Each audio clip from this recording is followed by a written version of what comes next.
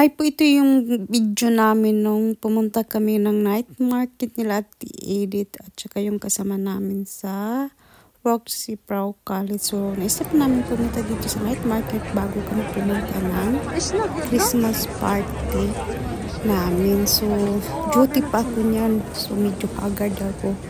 So, at Edith Priscia at saka yung isang kasama namin. So, ako lang talaga. Duty din kapot pa. So, buti nakayanan pa pumunta. So, ayan, naglalakad-lakad muna kami. Dahil nga,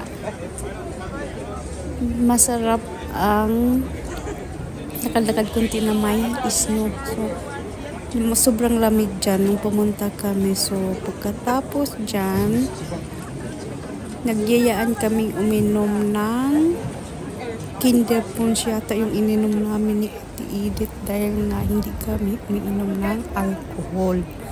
So, yung kasama namin, alcohol yung sa kanya. Ewan ko ng pangalan yun. Basta kami ni Ate Edith yung walang alcohol. Pero akin yata parang Kinder Punch.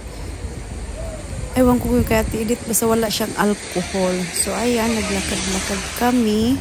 And then, pagkatapos namin lakad-lakad dyan, so, nagpasya na kami pumunta doon sa aming event kung saan yung gaganapin yung Christmas party namin doon sa Salsalitos.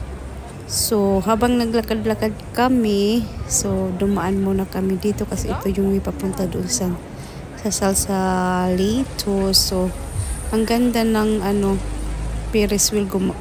Sakto dumaan kami. Wala yata sumakay. Mayroon sumakay konti lang.